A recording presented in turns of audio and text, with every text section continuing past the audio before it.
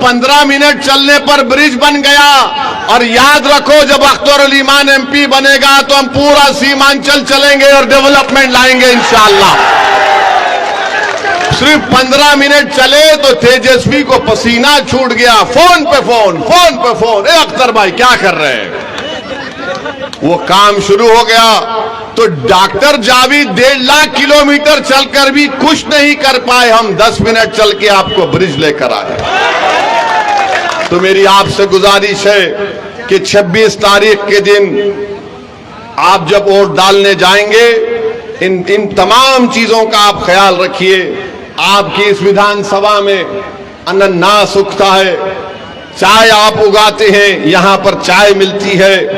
यहां पर आप केला, गोला, मिर्च पैदा करते हैं, मगर क्या आपको उसको कीमत मिलती है उसकी?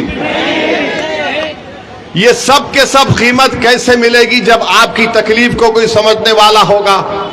अब जावेद साहब तो 1.5 लाख किलोमीटर चलकर भी उनको पता नहीं इसकी कीमत क्या है। मास्टर सिर्फ पैसे बांट सकता है, मास्टर के पास बहुत पैसा है, मगर याद रखो जो पैसे देता है वो निकालना भी जानता है। यहां अख्तरुल ईमान को कुछ चीज नहीं चाहिए। इस शख्स की जिंदगी का मकसद एक ही है कि बिहार में आपकी क़यादत खड़ी हो जाए और सीमांचल से इंसाफ हो जाए।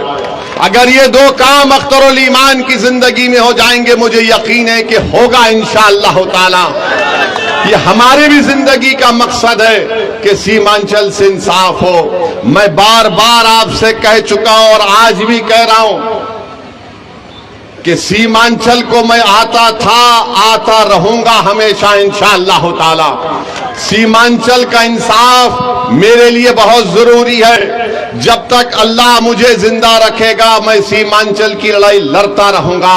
मेरी आंख जब बंद हो जाएगी तो अलग बात है, मगर अल्लाह जब तक सेहत और जिंदा रखेगा हम सीमांचल की लड़ाई लड़ेंगे। चाहे कोई भी आ जाए, हम इंसाफ दिलाकर रहेंगे सीमांचल में इंशाअल्लाह ताला। तो मेरे अजीज दोस्तों और बुजुर्गों, मैं यहां पर खड़े होकर अल्लाह से दुआ भी करता हूं कि अल्लाह सुब्हाना व तआला हमारे साबिक़ा एमपी मौलाना असरार कासमी साहब के अल्लाह उनकी मग़फ़िरत करे। नेक आदमी थे। जब ट्रिपल तलाक का कानून लाया गया तो उनको कांग्रेस पार्टी ने बोलने का मौका नहीं दिया। इतने बड़े आलिम दीन और मौलाना को बोलने नहीं दिया गया। मेरे भाई, ये पार्लियामेंट में बोलने ही की खुसूसियत है। कोई पार्लियामेंट नहीं जाता गूंगा अंधा बन के बैठने के लिए। पार्लियामेंट में कोई जाता है तो आपकी तकलीफ को बयान करने के लिए जाता है। आपके इस इलाके में आप जानते हैं कि यहाँ पर 5-8 नदियों का पानी आता है, महानंदा, मेंची और कनकई। इसका हल कैसे निकलेगा मेरे भाई? इस विधानसभा में इतनी तकलीफ है, इसका हल कैसे निकलेगा? अख्तरुल ईमान को आप यहां से अपना नया एमपी बनाइए। हम आपसे वादा करेंगे इंशाअल्लाह ताला ये तकालीफ दूर होगी। आपके इस विधानसभा में पिपरी थान से बादल चौक की रोड है, रोड नहीं है, रोड नजर ही नहीं आती। कौन ये आपकी लड़ाई लड़ सकता है? सिवाय अख्तरुल ईमान के कोई नहीं लड़ सकता। और जो मास्टर है वो मोदी उसका मास्टर है, और हम हर हाल में इनका साथ नहीं देना चाहिए। याद रखिए, मजलिस पिछले 10 साल से पार्लियामेंट में जितने भी कानून मोदी ने लेकर आए, मजलिस ने उन तमाम कवानीन के खिलाफ वोट दिया। CAA का कानून हो, ट्रिपल तलाक का कानून हो, बल्कि मास्टर से एक बात पूछ लेना और जावेद से भी पूछ लेना। पिछला पार्लियामेंट का आखिरी सेशन था तो हुकूमत नरेंद्र मोदी के पूछा कि 22 जनवरी को बड़ा तारीखी काम हुआ था, कोई तकरीर नहीं कर सका जो हम बेबाकी के साथ बता दिए। हमने पार्लियामेंट में खड़े होकर कहा था, ये जावेद और मास्टर को चैलेंज कर रहा हूं, तुम इस चुनाव में खड़े होकर बोलो बाबरी मस्जिद जिंदाबाद, बाबरी मस्जिद जिंदाबाद, बाबरी मस्जिद जिंदाबाद। नहीं बोल पाएंगे क्यों नहीं बोल पाएंगे? क्योंकि मास्टर का मास्टर मोदी है, और जावेद तो बेचारे उनको बोलेंगे हाँ हमारी जान निकल जाएगी। ये काम हमने किया पार्लियामेंट में खड़े होकर, सबने हमसे पूछा तुम्हारी हिम्मत कैसे हुई? हमने कहा अरे हिम्मत का मामला नहीं है, ज़रफ का मामला है, हिम्मत का मामला नहीं है। जिसका ज़मीर जिंदा होगा वो नाइंसाफी को नाइंसाफी कहेगा। आप बताइए, ये लोग ये भी नहीं कह सकते पार्लियामेंट में? अरे हम देखते हैं जावेद साहब को, कुछ नहीं कर सकते, बैठे रहते। अच्छा एक बात जावेद साहब की है, जब हमारा भाषण होता है तो पहले से आकर बैठकर सुनते हैं अब ये क्या बोलने वाला है। हम भी समझते हैं कि ठीक है कोई सुन रहा है सीख रहा है तो हमको इतराज नहीं है, मगर इतना हमारा भाषण सुने तब भी मुंह में जबान नहीं आई, तब भी मुंह में जबान नहीं आए। हम तो समझ रहे थे कि हमारा भाषण सुनकर जावेद साहब भी एक मर्तबा कुछ बोल देंगे, मगर नहीं बोले। नहीं बोल सकते मेरे भाई, इन गरीबों की तकलीफ अपने सीने में महसूस करना पड़ेगा, नाइंसाफी को महसूस करना पड़ेगा, जुल्म को महसूस करना पड़ेगा, तभी तो जबान में तकलीफ निकलेगी, वो बेबाकी से अल्फाज निकलेंगे। तो आपसे एक ही गुजारिश है कि 26 तारीख के दिन आप लोग सुबह के वक्त अपना एक एक वोट का इस्तेमाल करिए, अख्तरुल ईमान को कामयाब करिए। किशनगंज की पार्लियामेंट की सीट से अख्तरुल ईमान को कामयाब करिए। हम आपसे वादा कर रहे हैं कि अख्तरुल ईमान को भी हम कहेंगे कि इनकी कामयाबी के बाद जितने विधानसभा किशनगंज पार्लियामेंट में आते हैं वहां पर अख्तरुल ईमान एक एक दफ्तर एक ऑफिस खोलेंगे, क्योंकि सीमांचल की लड़ाई अगर अख्तर भाई दिल्ली में लड़ेंगे तो आपके ठाकुरगंज की विधानसभा में अख्तरुल ईमान का ऑफिस होगा, वहां पर एक लड़का बैठेगा, आप कभी भी आकर अपनी तकलीफ को उसको बयान करेंगे ताकि आपके एमपी को मालूम हो सके। ये हम आपसे वादा करके जा रहे हैं। हम आपसे ये वादा नहीं कर रहे हैं कि अख्तरुल ईमान 1.5 लाख किलोमीटर चलेंगे,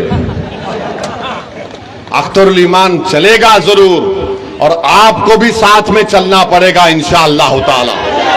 हम आपको बता रहे हैं आने वाले महीनों में इंशाअल्लाह ताला विधानसभा के चुनाव से पहले अगर आप हमारे साथ चलने को तैयार है तो पूरा सीमांचल चक्का जाम किया जाएगा। मोदी याद रखो, तुमको बताएंगे यहां पर घुसपैठी नहीं, यहां पर इंसान रहते हैं। अरे तुम सबका साथ सबका विकास की बात करते हो, तुम विकसित भारत की बात करते हो, मगर सीमांचल को तुमने नजरअंदाज करके रख दिया।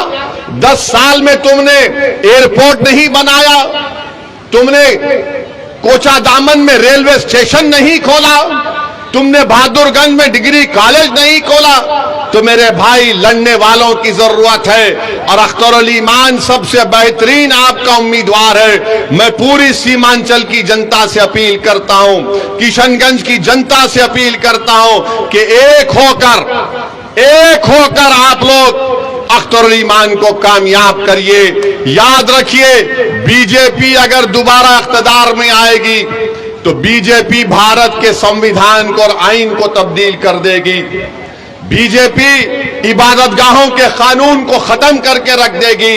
इसीलिए भी बहुत जरूरी है कि आप मुत्तहिदा तौर पर एक वोट को भी जाय मत होने दीजिए, और अख्तरुल ईमान को नहीं सीमांचल को कामयाब करिए, अख्तरुल ईमान को नहीं इंसाफ को कामयाब करिए, अमन को कामयाब करिए। अपने मुस्तकबिल को रोशन रखने के लिए पतंग छाप के निशाने पर बटन दबाकर आप बता दीजिए इन लोगों को जो हमारा वोट तो लेते हैं और हमारी पीठ में खंजर घोंपते हैं। यही चंद बातें मुझे आपसे अर्ज करना था। और याद रखो चुनाव 26 को खत्म नहीं होगा, चुनाव 26 को नहीं खत्म होगा, 13 को भी वोटिंग है, उसके बाद भी एक वोटिंग है, उसके बाद भी एक वोटिंग है, उसके बाद भी एक वोटिंग है। तेजस्वी यादव 26 को चुनाव नहीं खत्म होगा, मेरी बात तुम लिख के रख लो।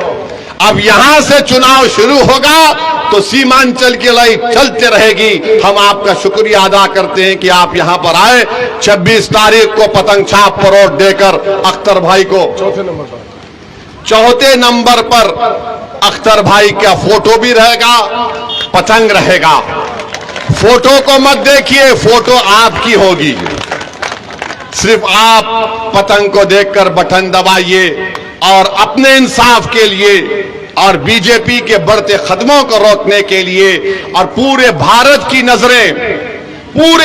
की नजरें किशनगंज पर लगी हुई है कि क्या यहां पर आप मुत्तहिद होकर एक फाल और हरकियाती शख्स को कामयाब करेंगे, या फिर आप खुदा ना खास्ता कहीं हम गलती ना कर दे तो बीजेपी ना निकल जाए। मेरे भाई, किशनगंज में मुकाबला अख्तरुल ईमान का मोदी से है, कांग्रेस तो रेस में नहीं है। इसीलिए हम आपसे अपील कर रहे हैं कि अपना एक वोट बैलेट के ऊपर जो मशीन पे चौथा नंबर है, हमारी मां और बहनों से भी अपील कर रहे हैं, चौथे नंबर पर पतंग छाप पर बटन दबाकर आप अपने इत्तेहाद को कामयाब करिए और बिहार में अपनी एक सियासी क़ियादत को खड़ा करके मजबूत कर दीजिए। बहुत बहुत शुक्रिया। अस्सलाम वालेकुम।